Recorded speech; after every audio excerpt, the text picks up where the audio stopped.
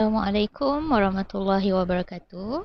Jadi untuk video ni cikgu akan ajar berkaitan dengan variasi. Okey, jadi variasi ni kita tengok gambar dekat sini. Seperti tajuk ni, gambar foto 5.9 variasi antara murid-murid. Nampak tak? Sama ke semua? Tak sama kan?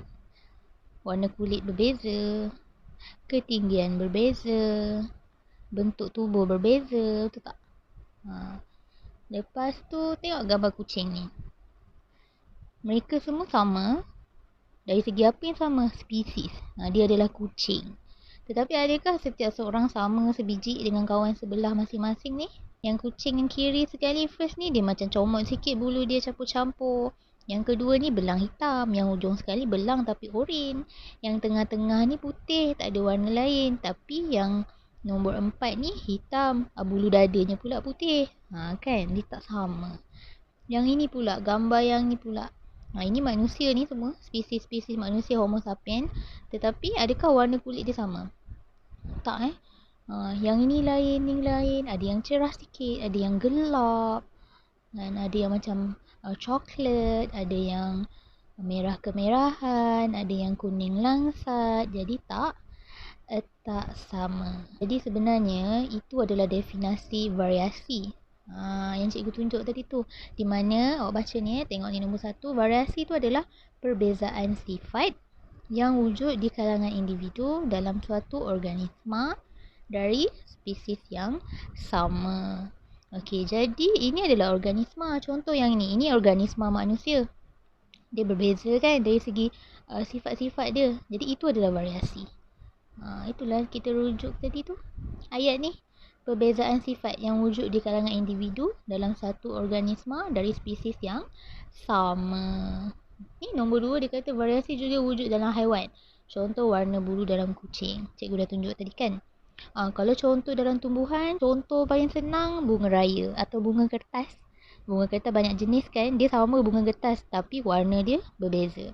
Bentuk dia lain dari segi lebar kelopak dia. Itu juga adalah variasi. Jadi sekarang bila kamu dah tahu maksud variasi, cikgu nak ajar kamu pula tentang jenis variasi. Variasi ni sebenarnya ada dua. Ada dua. Iaitu variasi selanjar dan variasi tidak selanjar. Awak tengok ni tajuk yang dibolkan kat sini. Variasi selanjar dan variasi tidak selanjar. Yang pertama sekali, graf dia. Graf untuk variasi selanjar, dia adalah macam ni. Dia bentuk dia macam bersambung macam tu. Bila kita plot graf untuk variasi selanjar ni, kita akan dapat, bila kita cantum yang ni, dia punya hujung atas ni, nampak ni, cikgu tekan ni, kita akan dapat ni, line graf yang macam ni, dia continuous. Macam bentuk loceng yang ditelungkupkan. Awak tahu kan loceng orang jual aiskrim yang ada pemegang keting. Bila kita telungkupkan loceng tu ni kan bentuk dia kan. Macam ni lah. Ni graf untuk variasi selanjar. Kalau untuk variasi tak selanjar, ini dia graf dia. Dia guna graf bar. Awak kena hafal dan ingat. Okey? Penting graf. Ni contoh dia. Dia tak ada macam tadi bentuk loceng telungkup elok rata, tak. Dia macam bentuk dia nampak tu. Kejap naik, kejap turun. Ni turun sangat, tiba naik tinggi sangat. Kalau macam tadi, graf tadi macam mana? Elok je kan. Mula paling rendah, naik sikit, paling tinggi. Kemudian turun. Sebab tu bentuk graf tu jadi cantik. Tapi kalau yang graf ni, kalau kita letak titik lah kan. Titik dekat atas yang ni.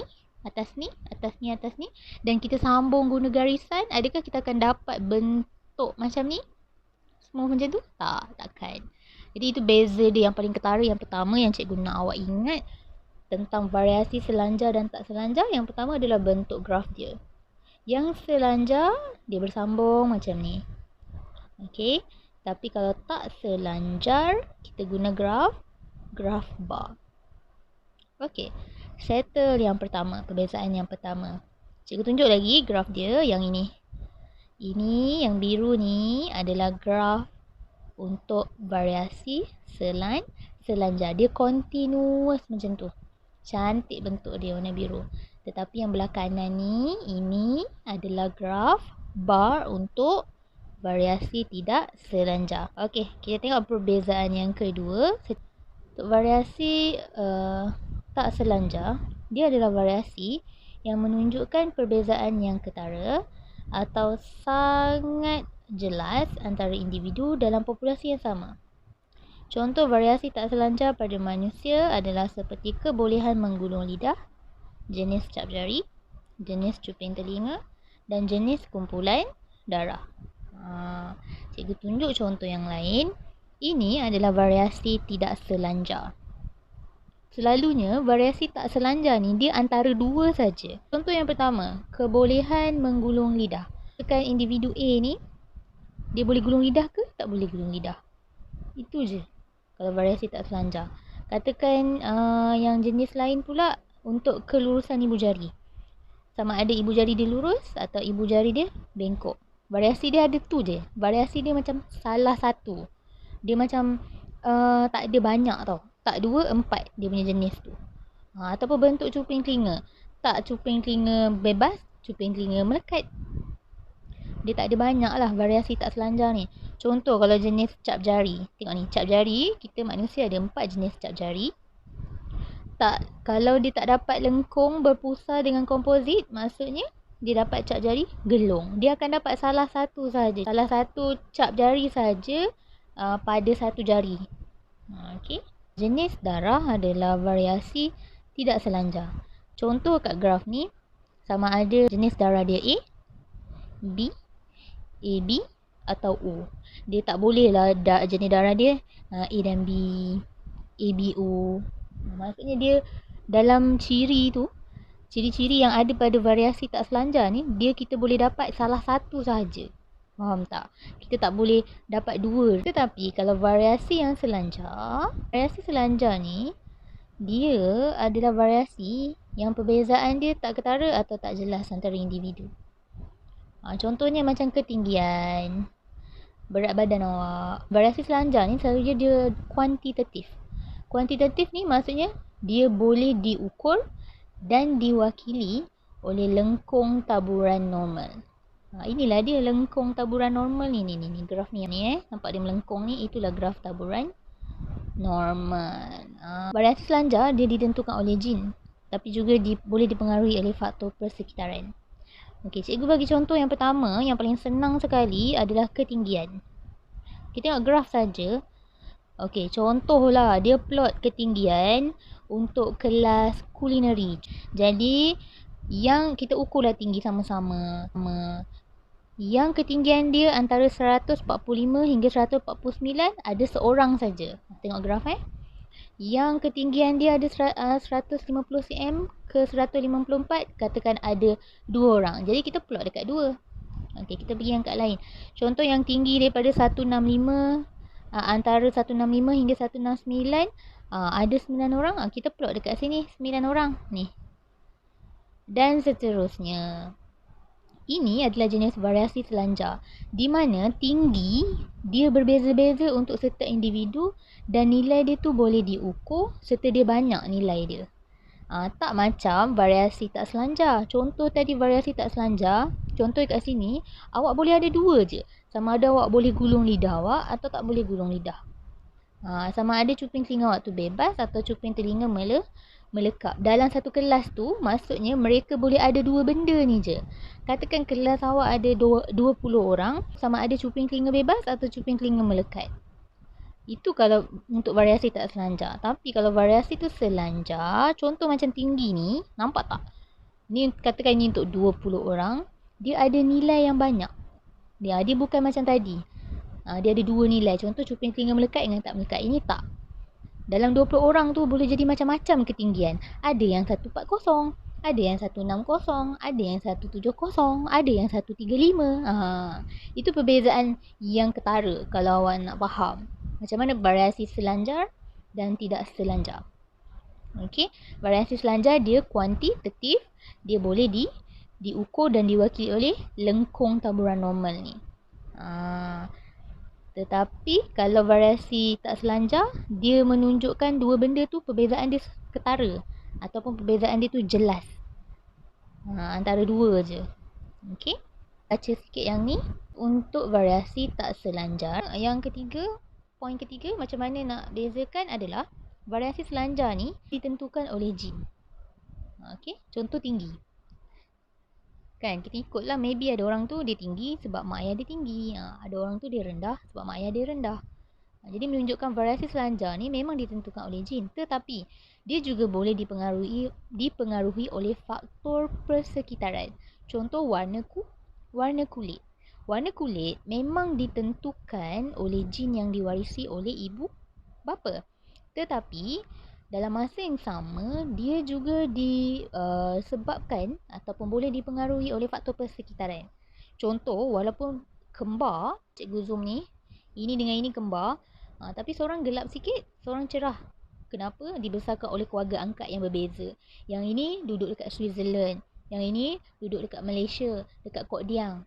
Pergi sawah padi pagi-pagi, tengah hari, balik pukul 3, tuai padi. Jadi kulit dia gelap daripada adik dia yang duduk dekat orang putih lah, senang cakap. Adik dia ni duduk main salji, tak kena matahari sangat. Jadi kulit dia lebih cerah lah daripada yang duduk kat Kok Diang ni. Okey, jadi itu warna kulit dia jatuh pada variasi selanjar. Sebab dia ditentukan oleh jin yang diwarisi dari ibu bapa. Tetapi dia juga diwarisi oleh faktor persekitaran. Cikgu ingatkan lagi sekali, antara contoh variasi selanjar pada manusia ialah ketinggian dan jisim badan, juga warna kulit. Okey, kita tengok pula variasi tak selanjar. Variasi tak selanjar ni dia memang betul-betul sebab jin. Dia diwarisi oleh kamu daripada generasi ke generasi yang lain. Maksudnya daripada nenek moyang kamu, ikut opah kamu, mak ayah kamu, memang dia diwarisi benda tu. Dan dia tidak akan dipengaruhi oleh faktor persekitaran. Contohlah kembar yang cikgu cakap tadi kan. Yang dua orang tu, walaupun seorang duduk Switzerland, seorang duduk Kok Diang, tapi katakan jin dia tu dua-dua tak boleh gulung lidah, memang dia tak akan boleh gulung lidah dua-dua tu. Jadi gulung lidah tu adalah variasi tidak selanjar. Dia tidak dipengaruhi oleh faktor persekitaran, tetapi dia dipengaruhi oleh jin semata-mata. Cikgu sambung faktor-faktor yang menyebabkan variasi. Dia ada dua, sama ada daripada faktor genetik atau faktor persekitaran. Kalau faktor genetik ni sebenarnya dia adalah disebabkan oleh pindah silang masa meiosis di profasa 1. Pindah silang antara kromosom homolog semasa meiosis membolehkan bahan genetik tu bertukar dan menghasilkan kombinasi genetik yang baru. Kemudian yang kedua, penyusunan kromosom secara bebas menghasilkan gamet yang mempunyai maklumat genetik yang berlainan. Kemudian persenyawaan pun berlaku secara rawak. Kita tak boleh pilih telur yang dilepaskan yang kedua dengan sperma yang ke 100,000. Nak yang tu juga tak mau yang lain, tak boleh. Dia kena persamaan tu berlaku memang secara rawak. Jadi kombinasi zigot tu pun memang genotipnya berlainan. Kemudian kita tengok yang akhir sekali, mutasi kromosom dan jin menghasilkan fenotip baru akibat perubahan dalam maklumat genetik. Memang berlaku. Sebenarnya apabila berlaku mutasi kromosom dan jin, memang akan wujudnya genetik baru. Dia memang tak sama lah sebab dia dah berubah. Kalau kamu pun kan, daripada muka elok, tiba-tiba Willy motor, muka terserik jalan tar, jahit mata kanan, jahit hidung kiri, lain lah, berubah, betul tak? Sama juga dengan jin, dia ada mutasi. Dia ada mutasi tu memang dia akan mengubah genetik dan maka terhasil lah genetik yang baru. Jadi anak-anak, variasi yang disebabkan oleh faktor genetik ni adalah hasil daripada pindah silang. Kemudian kromosom tu susun secara rawak dan persenyawaan juga berlaku secara rawak ataupun mutasi. Itu yang menyebabkan ada variasi daripada faktor genetik. Faktor kedua yang menyebabkan adanya variasi wujud dekat dunia ni pada kita, pada semua tumbuhan dan haiwan-haiwan adalah kerana faktor persekitaran. Tengok ni, dia tulis kat sini, faktor persekitaran seperti pH, cahaya matahari, suhu, air, iklim dan pemakanan menyebabkan perubahan ciri-ciri organisma. Macam cikgu cakap pasal kembar tadi lah. Bila seorang kat New Zealand, seorang dekat Kok Diang, berbeza persekitaran, dia akan menghasilkan individu yang berbeza warna kulitnya. Dan juga mungkin berbeza bahasa. Ya. Kemudian yang kedua, seseorang akan menjadi gemuk sekiranya terlebih makan. Contoh, kembar yang dekat New Zealand tadi, orang kaya, dia tak makan banyak, pakai semua cukup, senang hati. Maka dia mungkin lagi gemuk lah daripada yang duduk kat Kok Diang tu, kena tuai sawah padi. Tak ada mesin bajak. Kena tarik kebau sendiri nak bajak padi kan. Jadi dia mungkin lagi kurus daripada yang adik dia yang dekat Switzerland tu. Antara faktor persekitaran yang menyebabkan adanya variasi, iaitu merujuk kepada variasi bentuk badan lah. Adik dia gemuk, dia kurus. Yang tadi adik dia cerah, dia gelap. Okey, kemudian poin yang ketiga ni, bunga hydrangea ni yang background gambar ni dia warna biru tau kalau tanam dekat tanah berasid. Tapi dia akan warna pink kalau awak tanam dia dekat tanah yang berakali atau neutral. Itu adalah faktor persekitaran. Maksudnya persekitaran berbeza boleh menghasilkan benda yang berbeza. Walaupun genetik dia sama. Okey, walaupun kedua-dua variasi selanjar dengan variasi tak selanjar ni dia boleh diwarisi, tetapi variasi selanjar kan dia dipengaruhi oleh faktor persekitaran, betul tak? Dia tak boleh diwarisi oleh anak. Tetapi kalau variasi tidak selanjar boleh diwarisi oleh anak sebab dia genetik, dia turun temurun. Jadi itulah antara dua faktor utama yang menyebabkan variasi, iaitu faktor genetik yang utamanya daripada pindah silang, kemudian faktor persekitaran lah, seperti iklim, cuaca. Okay? Dan last cikgu rasa adalah kepentingan variasi. Kena tahu kenapanya perlu wujudnya variasi. Okay, yang pertama kita baca kat sini. Variasi pada organisma membolehkan organisma menyesuaikan diri terhadap perubahan persekitaran. Individu dengan ciri berlainan atau berbeza daripada kumpulan majoriti mampu untuk bertahan, menyesuaikan diri dan bermandiri dengan perubahan persekitaran. Jika semua individu adalah serupa, mereka akan pupus apabila suatu perubahan drastik berlaku dalam persekitaran. Panjangnya. Sebenarnya ini dalam organisma ada banyaklah benda ni. Variasi ni adalah adaptasi organisma terhadap persekitaran dia. Contoh, ada dua spesies burung yang sama, satu dekat pulau yang terpencil ni, di mana dia tak masuk dekat kawasan lain. Satu lagi burung yang sama, dia duduk di tanah besar yang dekat dengan orang ramai. Burung yang duduk dekat pulau yang terpencil tu, kemungkinan, cikgu bagi contoh, paruh dia lebih tajam. Sebab dia kena petik buah tu dan patuk buah tu supaya dia dapat makan buah. Tetapi spesies burung yang sama yang dekat luar nun mungkin tak tajam paruh dia. Sebab apa? Makanan dia tu buah-buah dekat tanah besar kat luar sana tak memerlukan dia untuk pecahkan buah tu dengan paruh dia. Jadi paruh dia tumpul sikit daripada apa yang ada dekat burung yang kat pulau tu. Itulah sebabnya variasi ni penting supaya spesies tu boleh beradaptasi dengan persekitaran. Okay. Kalau tak ada variasi, boleh pupus spesies-spesies. Sebab bila ada satu perubahan drastik berlaku dalam persekitaran, dia tak mampu nak menyesuaikan diri. Contoh kamu pula kalau cikgu bagi contoh, kalau kamu selalu main panas, selalu duduk pulau, kamu beach girl atau beach boy kan, memang kulit kamu akan gelap. Itu adalah adaptasi supaya kamu terlindung daripada sinaran UV yang berbahaya.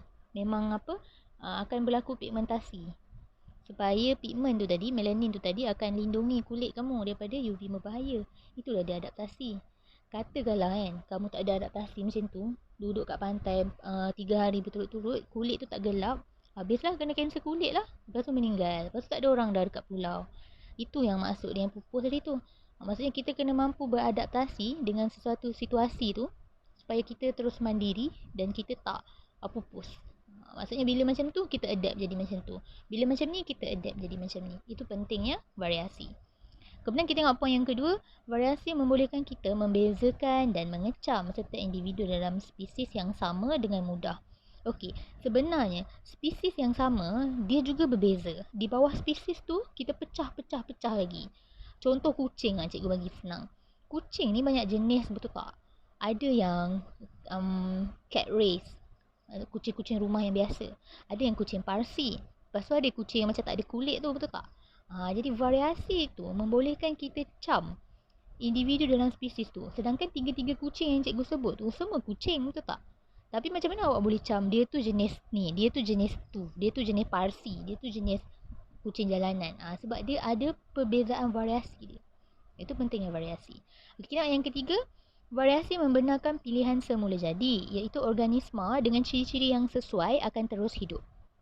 Manakala organisma dengan ciri-ciri yang kurang sesuai, dia akan pupus. Evolusi organisma berlaku melalui pemilihan semula jadi. Okey, variasi ni juga membenarkan pemilihan semula jadi. Maksudnya kan, siapa yang fit untuk persekitaran tu, dia akan hidup. Dia akan survive. Siapa yang tak fit untuk persekitaran tu, dia tak boleh hidup dekat persekitaran tu. Contohlah, ada satu pulau ni. Kat situ ada itik. Ada dua jenis itik. Satu itik tu kaki dia macam ayam. Tahu kaki ayam? Tahu kan? Awak semua suka kan makan kaki ayam? Satu lagi itik tu kaki dia memang kaki ayam. Tapi macam kaki itik yang kamu selalu jumpa lah. Dia ada, bukan bersirip. Kaki itik tu ada macam yang orang scuba tu kan, kaki tu. Cikgu minta maaf lah, cikgu lupa. Bersirip kan kita panggil. Tapi kaki dia boleh berenang tu lah. Katakan tsunami berlaku dekat pulau tu. Itik yang kaki dia macam ayam, yang dia tak boleh berenang, dia tak boleh hidup kat pulau tu. Sebab dia akan mati tenggelam. Dia lemas. Tetapi itik yang kaki dia ada tu lah. Ada selaput dekat antara jari-jari kaki dia tu kan, membolehkan dia berenang, dia akan hidup. Jadi itulah nama dia pemilihan semula jadi. Mana itik tu je yang sesuai duduk kat pulau tu, maka itik tu je ada kat pulau tu.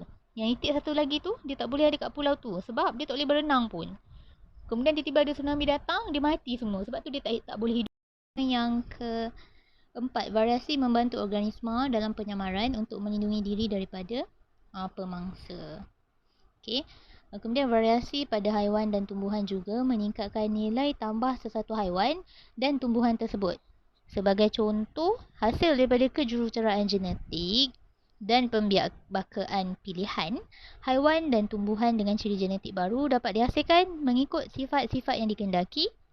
Hal ini boleh meningkatkan kualiti dan kuantiti hasil pertanian. Contohlah bunga raya. Bosan kan bunga raya merah? Tak ada variasi lah, asyik merah je. Jadi kita buatlah teknologi kejuruteraan genetik tu, dia ubah-ubah jin, dapatlah bunga raya yang warna biru. Biru selang dengan ungu. Kan menarik tu. Itulah maksudnya dia meningkatkan nilai tambah sesuatu haiwan dan tumbuhan. Okey. Jadi lakulah daripada bunga raya orang tak nak beli, tiba-tiba kita boleh komersialkan, kita boleh jual. Itulah maksudnya. Ataupun kita jual sugar glider yang rare. Apa kita buat rare? Sugar glider tu katakan bulu dia warna pink. Ramai orang nak beli sebab semua orang minat pink. Itulah menjelaskan poin kelima. Itu sahaja.